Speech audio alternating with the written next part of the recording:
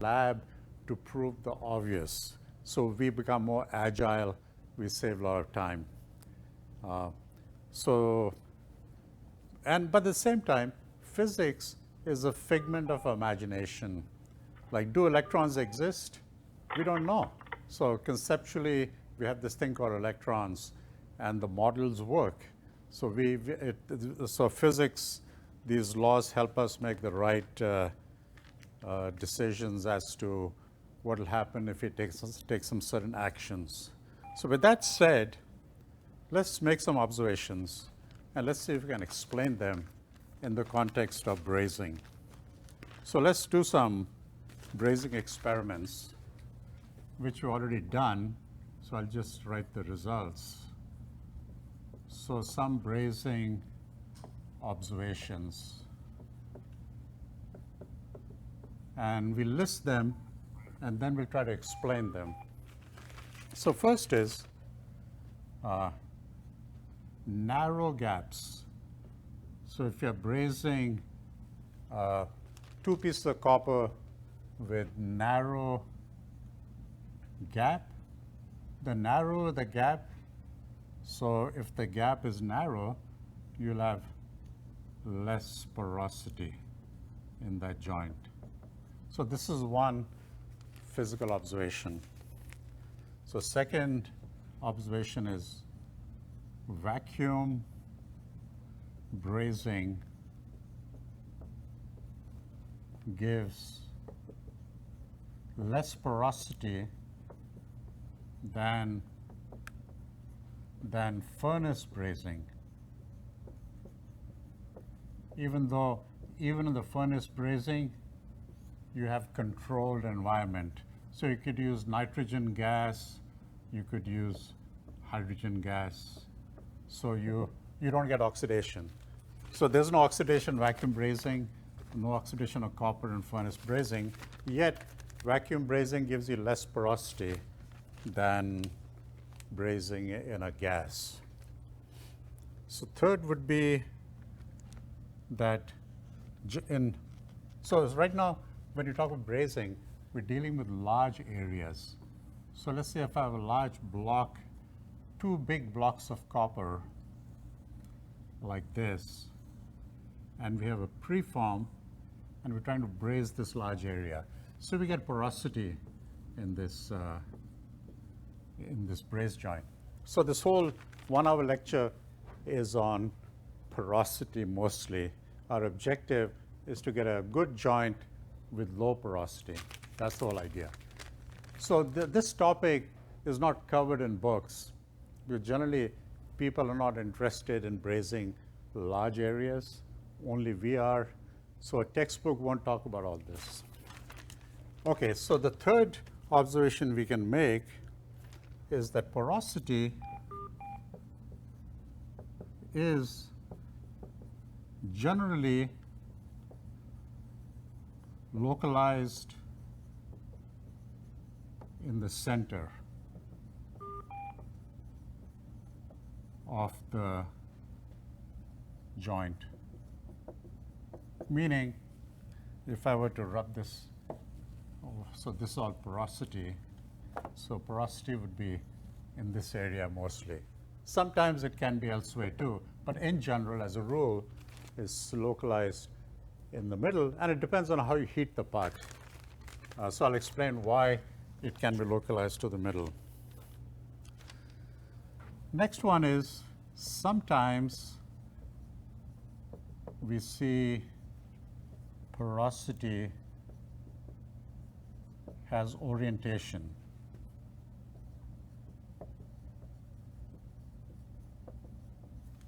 So which means that instead of having just porosity like so, porosity could be like so. It has some orientation. Rather than being round, it is kind of lengthwise. So these are 4 observations, and let's try to use a physics and explain these. Why do narrow gaps give less porosity? So maybe we can look at that first. So let me rub this over here. So I'll draw a big hunk of copper and another piece of copper which we want to join. And let's suppose this is a rectangular copper. So this is the elevation, that's the plan. Engineers don't do drawings like this anymore, right? So inside over here, we put a preform. So we have two pieces of copper with a preform inside. So the preform is the filler metal that will melt when we braze. Even though I call it a metal, it's an alloy.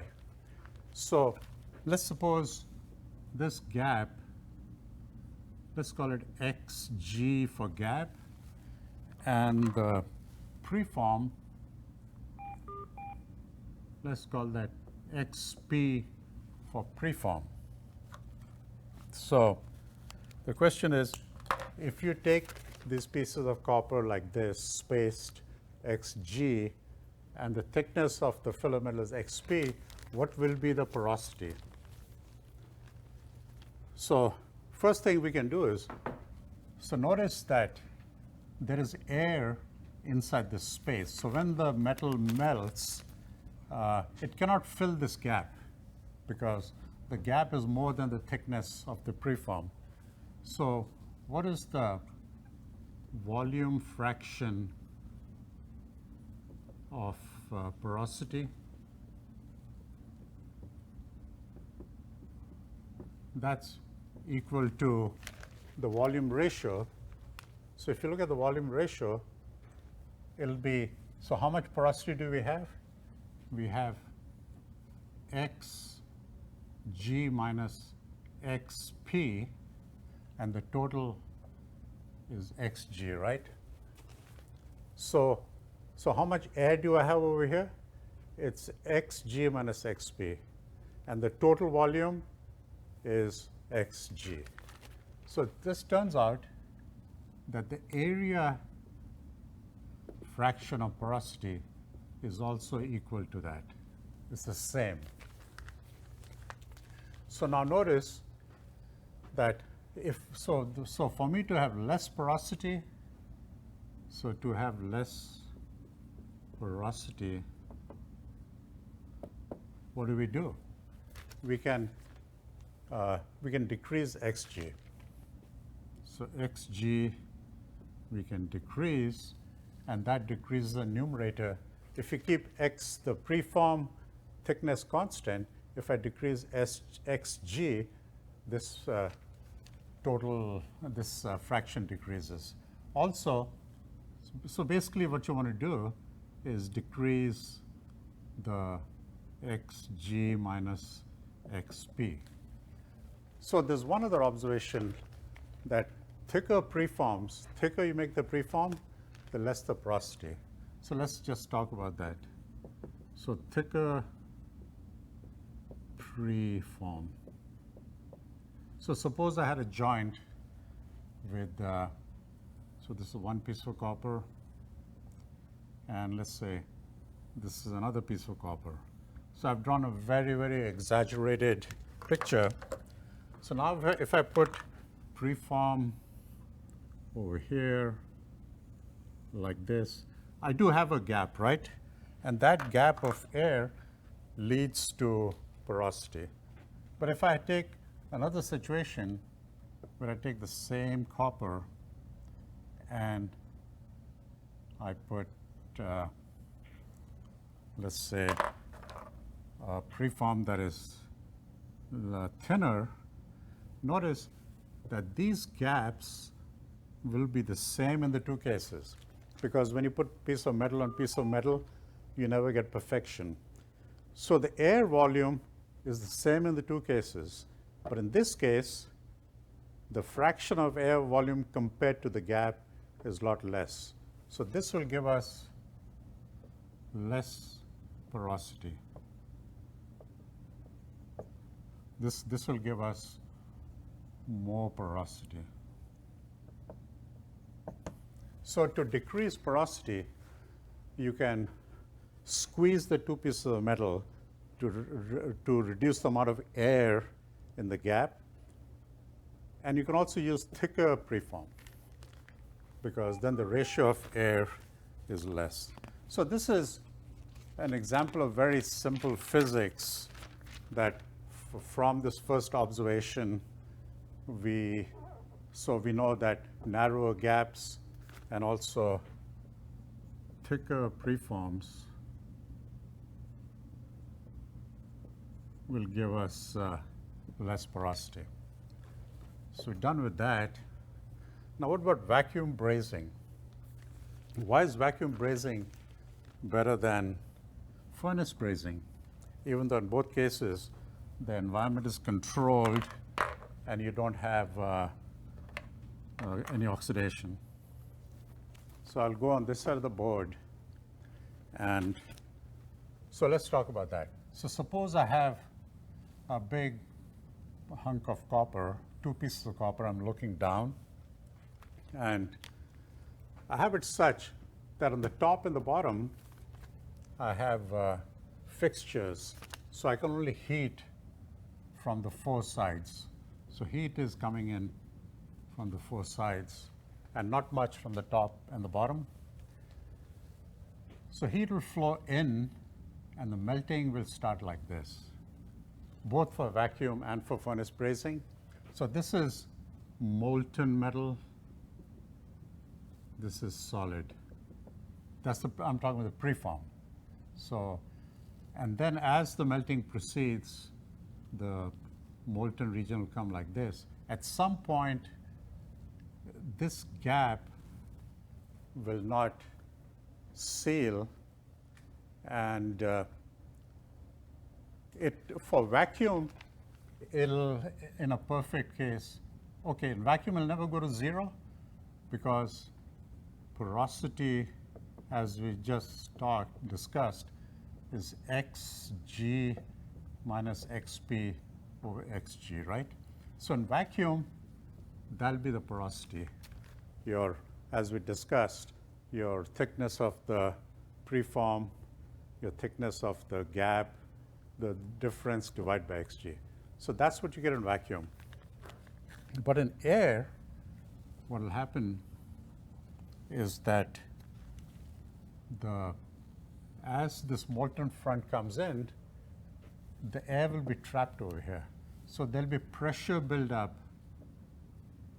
in this gap that won't let the molten metal converge like it does in the case of vacuum.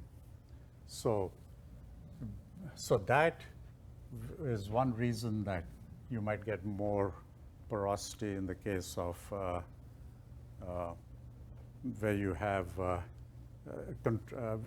you use inert gases compared to vacuum. So then, why is porosity localized in the center? So that, again, we can explain with the same diagram, that because metal is melting on the outside and the molten fronts are converging, the porosity is mostly in the middle. And this diagram I've shown is very idealized. Normally, you get porosity like so, randomly everywhere, because that depends on how the metal melts, depends on the gap of the two metals, so it's a little complicated. Now the last one is porosity can have orientation. So this you can explain depending on your design. So let's say you have a heat sink like so, and the heat sink is like this, right? And let's say you're joining it to a piece of copper on the bottom. So the way I've drawn it, the heat sink is stiff in this direction. Into the board is stiff, but in this plane, it can be wavy. So chances are that wherever the gap is less, you could have the filler metal collecting over here because of capillary action. So capillary action favors narrow gaps. So you can see now you have porosity in this direction. So that's the fourth observation that we can explain. So with this, you can see that to get good braze joints over large areas, you want narrow gaps, you want thicker preforms, you want vacuum brazing, you want heating so that heating starts on the inside and goes out. So you want the molten metal to melt first in the middle and then go outwards. Or you can have vents. So you can have venting so that the air is not trapped in the middle, it gets to leak out. So from these observations, we can have physical models that explain the corrective actions. Okay, so this was a simple, modest example of using physics to explain things and improve your processes. So let me give you another example of an observation that is important for brazing. And what this has to do with is supposing you have a cylindrical surface, a flat surface like that. It's cylindrical. So this is the elevation, that's the plan. Now suppose I start adding a liquid to the top. So I put a drop of a liquid here. Liquid could be photoresist, could be water, could be molten metal, like in our case with brazing, it's molten metal. So this liquid will spread out like this, right? Now let's add more liquid. It'll be like that. Of course, sorry, this angle stays the same. I'll explain why. Then we add more liquid. So we keep expanding. All along, this angle will stay the same. So that's my observation. And then I get to a point where I get to the edge like that. Now what happens if I add more liquid? If I add more liquid, will it drip down the side? Turns out it won't. So it'll go like this, it'll go like that, it'll keep increasing. At some point, it will. Yes, that's correct. As long as, so this angle never changed. Yeah, so there is a limit. At some volume of liquid, above that, I'll get a drop of liquid falling off the side. But for a long time, not a long time, but I can keep adding liquid and it won't go outside this edge. So why does the liquid drip down the side when we add a modest amount of liquid that has covered the whole surface? So that's an observation, right? Now, how do you explain this? Why the liquid is not, what's keeping the liquid from dripping off the edge? So we have made a physical observation. How do we explain that? So we go back to physics. So physics is the mother of all sciences. So chemistry is physics, biology is physics, zoology is physics, everything is physics, because physics explains the universe at the fundamental level. Like, let's say you have methane, which is CH4. How do the carbon atoms bond with the hydrogen? It's not chemistry, it's physics. Okay, so let's do the physics of why I can add liquid that I can cover the whole surface, but the liquid doesn't drip off the side. So for that, we have to learn something new. It's called surface tension. So liquids have this property that the interface, and the interface is this, between the liquid and the vapor and the solid. So this liquid has the property of having this interface has surface tension. Now, where does surface tension come from? So if you look at an atom, a molecule inside the liquid, that molecule is pulling other molecules, other molecules are pulling this molecule. So there's attraction between these molecules. So the liquid in over here is in compression because all these molecules are pulling each other, and except these molecules on the surface, they're not being pulled in that direction, they're only being pulled inwards. So there's an inward pull on all the surface molecules. So surface molecules, they're being pulled inwards, and so they try to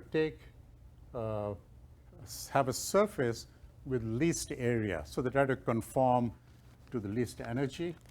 So this property is surface tension. So let's give an actual example of surface tension. So let's say I take a wire in a U shape, and then I make a little hook, like another piece of wire, which I can slide up and down this wire.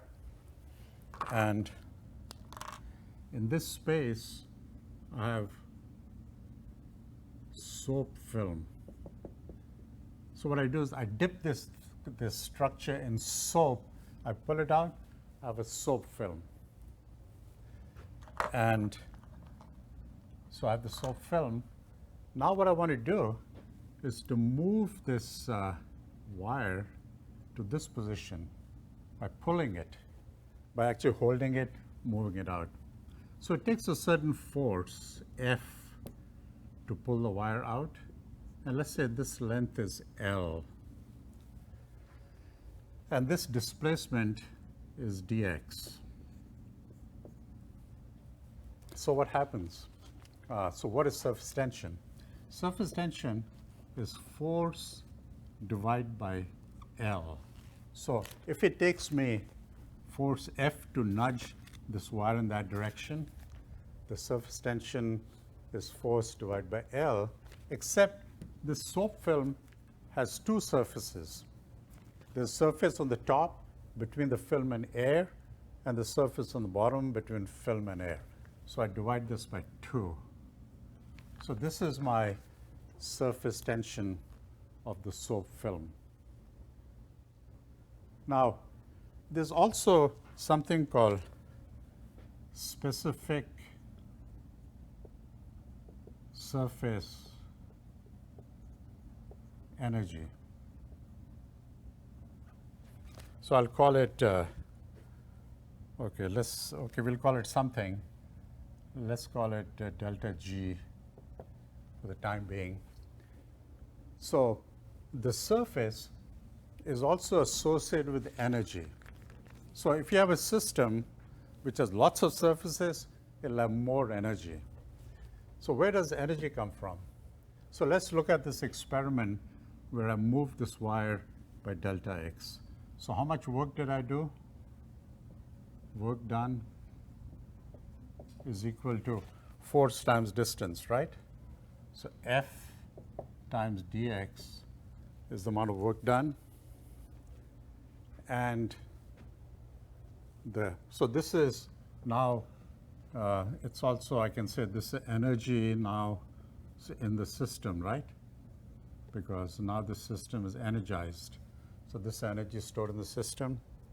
And as a result of this work, the area of the interface increased. So the increase in the area is equal to what? Is equal to L times delta x, and it's twice because there's area of the film at the top and the bottom, right? So energy change, I'll call it delta energy over delta area.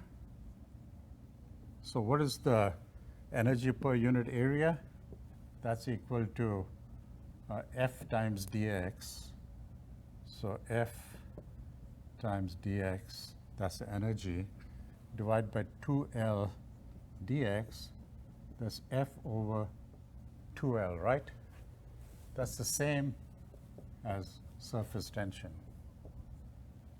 So the point on all this is that surface tension we can think of in terms of force per unit length, and surfaces are energy, and that energy also is the same as surface tension. So you can use surface tension, you can use energy, so you can use specific surface energy, which is energy per unit area. They have the same units and they are the same value. So you can talk in terms of surface tension or surface energy. So where are we going? We're trying to explain this thing over here. So now that we understand what surface tension is, let me go to this side. Actually, I can go to the middle because we're not using this anymore. So I'll try to stay in the middle. Okay, so we're trying to explain the observation why liquid doesn't drip off the sides. Okay, so before that, let me stay with the fundamentals and deal with just a surface, a clean surface.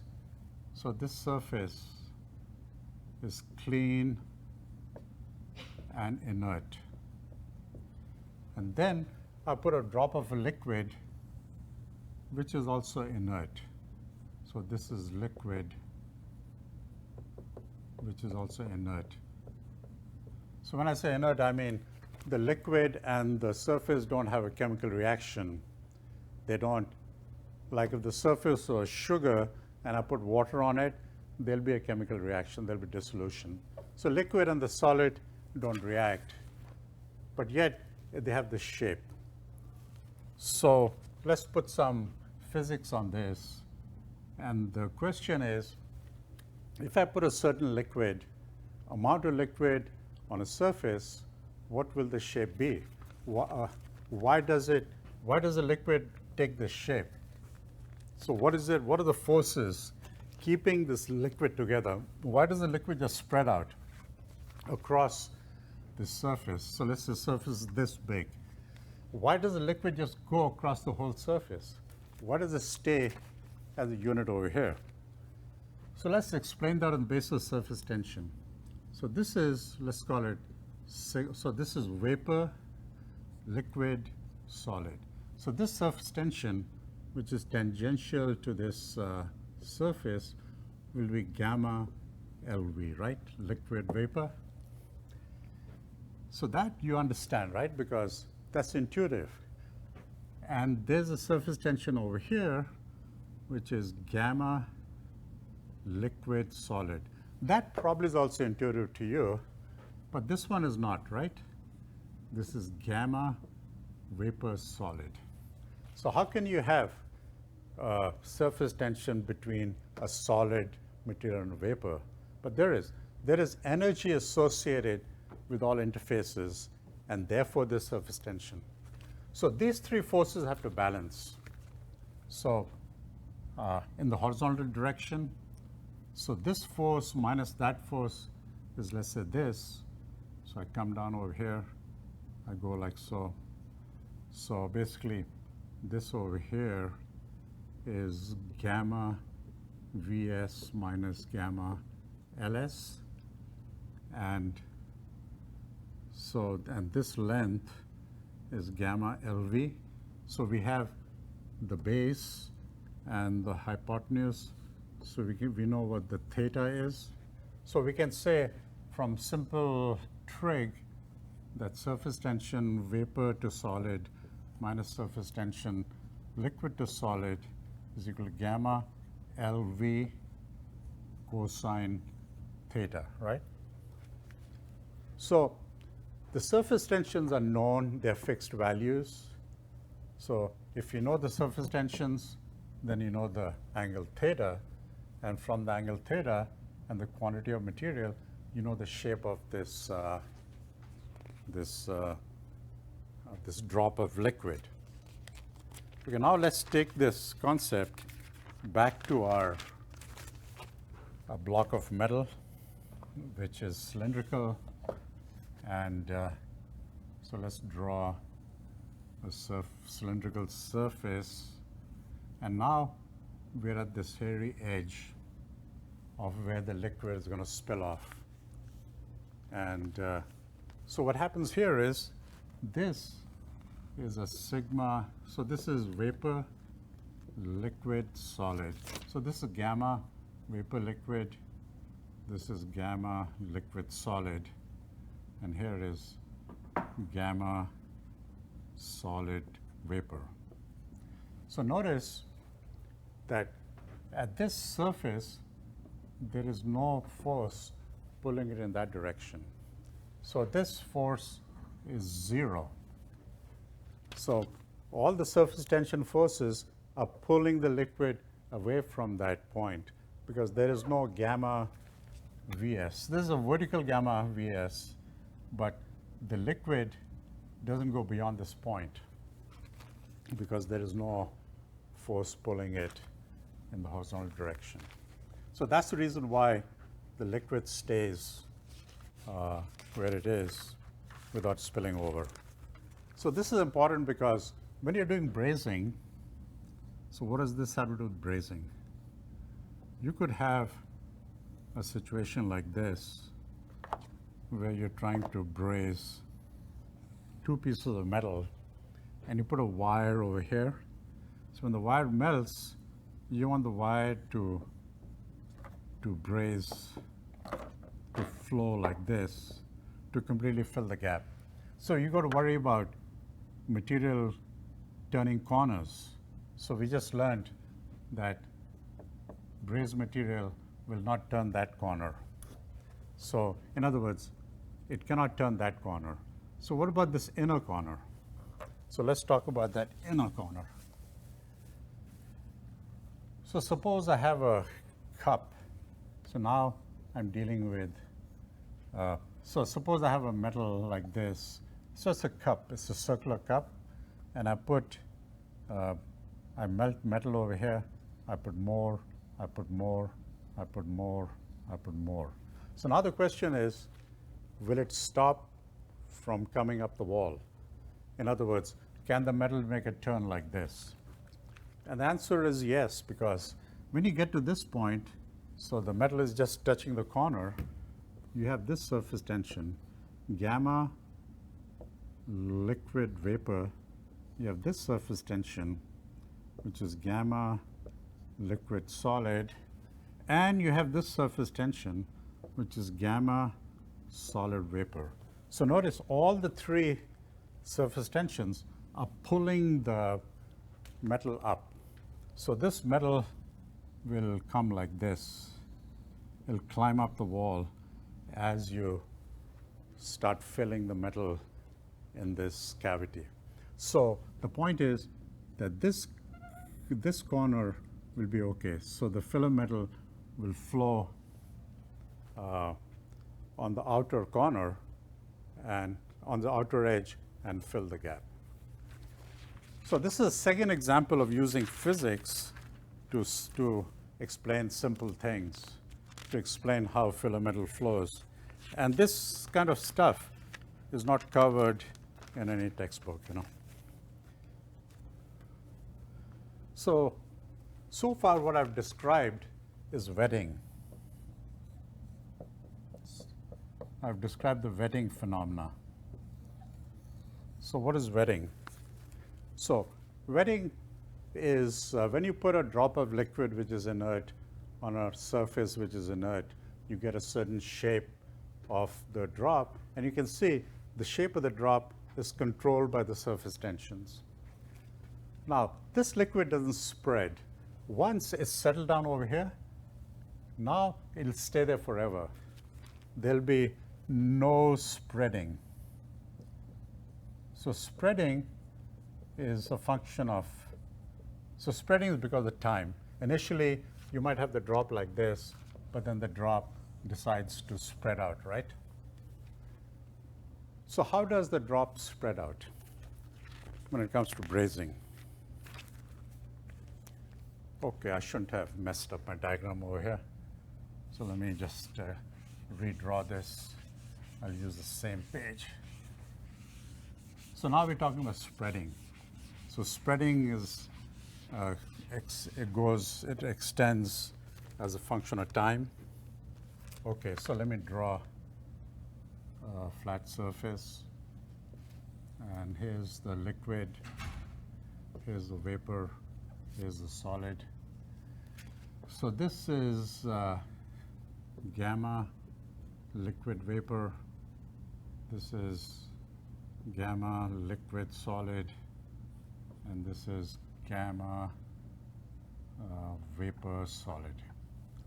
And so if we subtract the two, we get this dimension, which is gamma vapor solid minus gamma liquid solid.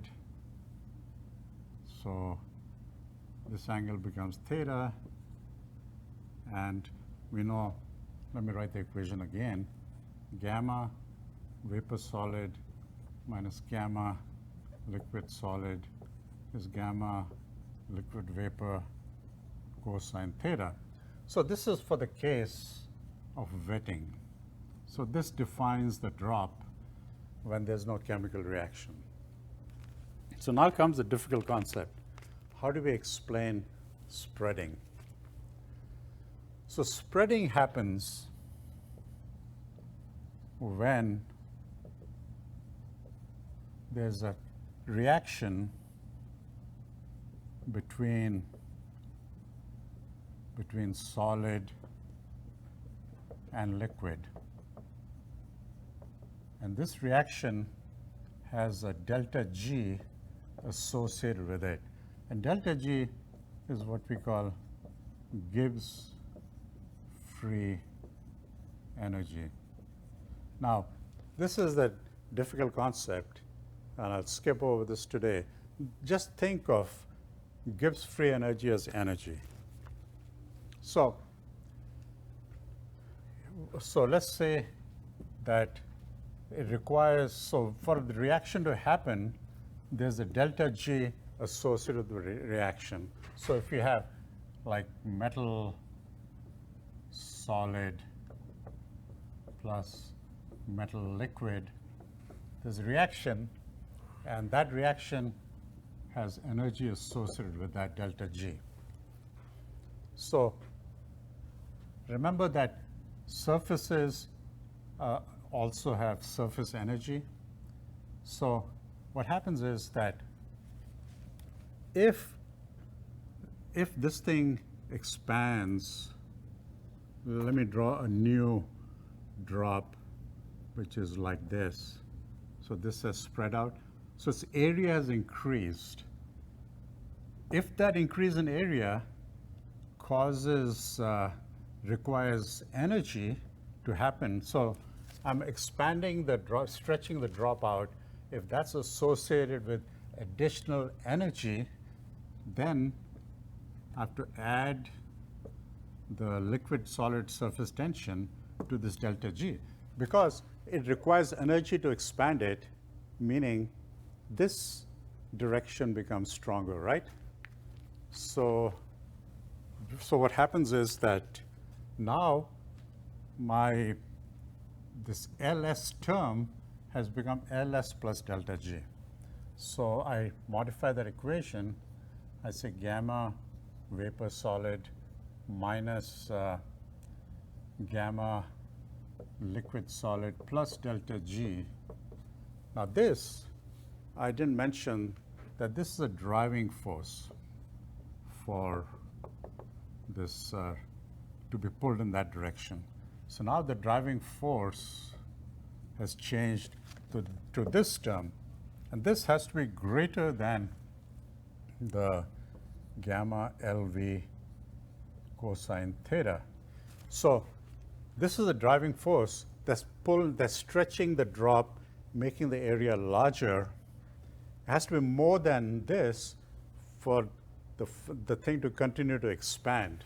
So as long as this gamma Vs minus Ls minus delta G, as long as it's a net in that direction and it's more than the component of gamma LV, the spreading will occur.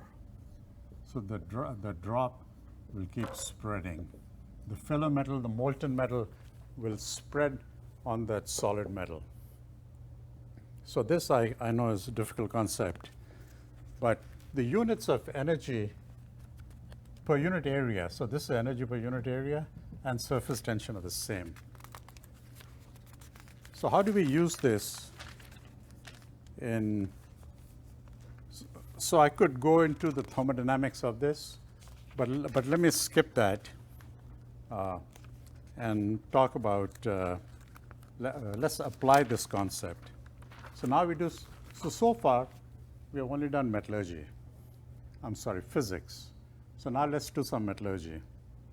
So let's draw, so we'll deal with our favorite alloy, which is bag 8, so which consists of 72% silver plus 28% copper. So that's the alloy. So let's draw the phase diagram. So for those of you who have attended the first 2 lectures, you know phase diagrams. This axis is temperature in centigrade. Here is pure copper, here is pure silver, and in this direction is weight percent copper.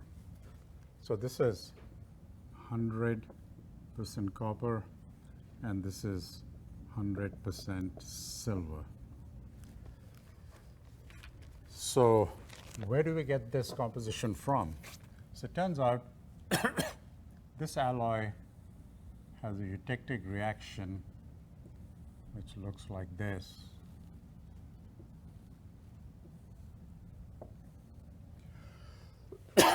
So this is a liquid.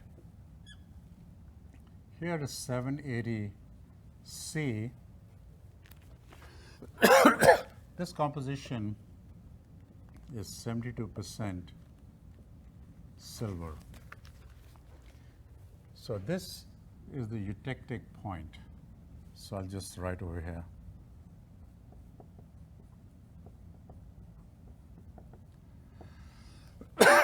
So this phase is alpha, this phase is beta. So we choose the eutectic composition because eutectic point has the lowest melting point. So in this alloy system, you can go from 100% copper to 100% silver, and this alloy has the lowest melting point. That's why we picked this alloy. Now, we're trying to understand what happens when we take a piece of, let's say, copper, and we put a blob of this alloy, this bag 8 on it. So we ask ourselves, will this spread? What is the spreading of this alloy? How do we know whether it spreads or not? So we'll take one example. So let's call this composition D. That's a eutectic composition. Actually, let me just say that I'll choose a temperature slightly above the 782. So let me pick, okay, I don't need this board here. So I'll pick 782, which is just 2 degrees above the eutectic. So let's take this case of 782 degrees centigrade, and we're dealing with, well, let me extend this line to this point. I'll call that G, and I'll call this point D, which is close to eutectic. So let's see. So if I have a solid copper with a composition G, now G means pure copper, right? And it's a 780 degrees. That's the line we drew. And on top of that, I put the liquid, which is basically eutectic. So I put this drop of liquid. So the question is what happens? Oh, I should have, okay. So the question is how does this spread? And the answer is that this solid copper will dissolve, it wants to move from here to this point. See, these 2 points at this temperature are the equilibrium compositions of alpha and liquid. So this point from here, which is pure copper, will want to move here. So the surface of the copper will become rich in silver. So from the liquid, the silver will go into the copper. So the copper will, so that's the chemical reaction. And I shouldn't have rubbed that equation, which is solid vapor minus gamma liquid solid plus delta G should be greater than gamma liquid vapor cosine theta, right? So this reaction of going from pure copper to copper solution, that has a delta G which is negative. So this reaction, instead of having a positive delta G, has a negative delta G.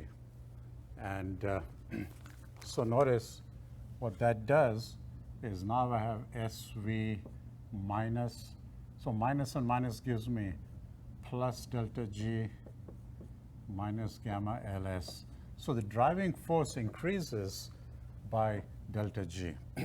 So as a result, this drop will keep spreading out until it covers the whole surface because of this delta G, which is the reaction energy given off when the material spreads out. So this is why we have spreading. So let's prove this point. What if I said, okay, let me prove this point. Is it true or not? So let's take another example. So this time we use an alloy H. So instead of using pure copper, let's use copper with a composition of H. So we're using this composition. And the liquid is D. So H and D are in equilibrium. There will be no reaction between H and D because they're both in equilibrium. So the drop of liquid will take this shape because delta G is equal to 0. So this shape will be basically without this being there. And this won't change as a function of time. So this is constant. And this is wetting. So this is wetting of molten metal, by the molten metal of the copper. And here is spreading. The molten metal will keep spreading because of this negative delta G. So I could take another example of a reaction. And so let's say, so to prove a point, let's take another system of the same phase diagram. And this time, what we will do is we will use a different liquid. So I will use liquid. So let's go to 900. So we go higher temperature. And a liquid is still eutectic. So I take this point, let's call it J, and I have point I over here, and this is still D because we're talking about composition. So now let me draw a solid of copper, which is composition J, and I'll put liquid composition D. So here's my liquid of composition D.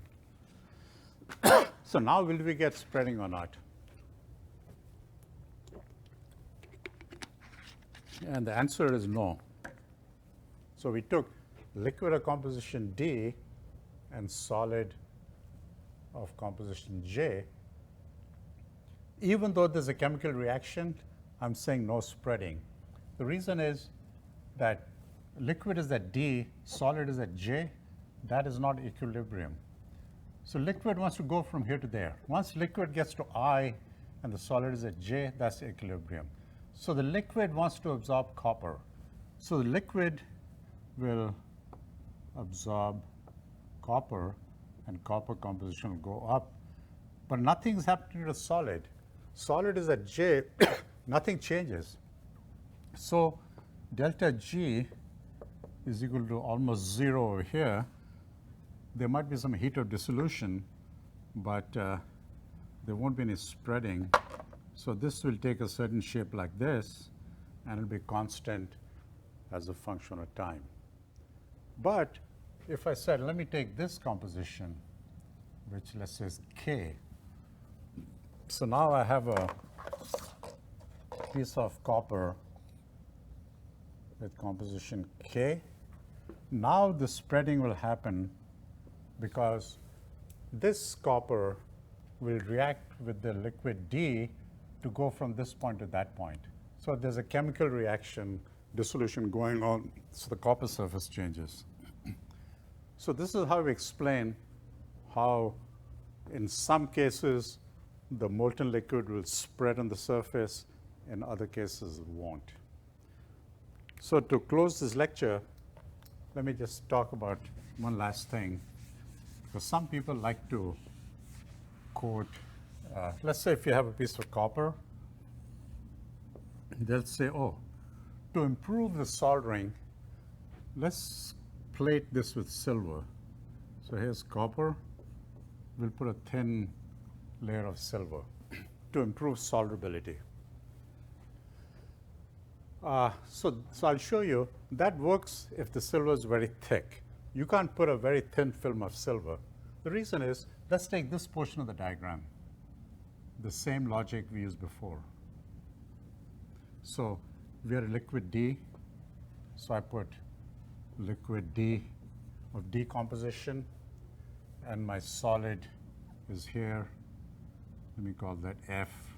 So okay, now I have, so now this solid is here, and it's pure silver, right, of composition F. What will happen is that this silver wants to go here because then the equilibrium points are this and that. So this is not under equilibrium.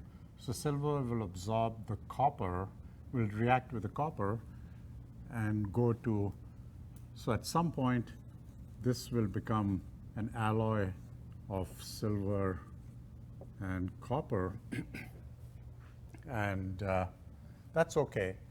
So this material would spread because the silver is going from here to there, as we discussed. Also for this case, delta G is negative, that's goodness, so spreading will happen.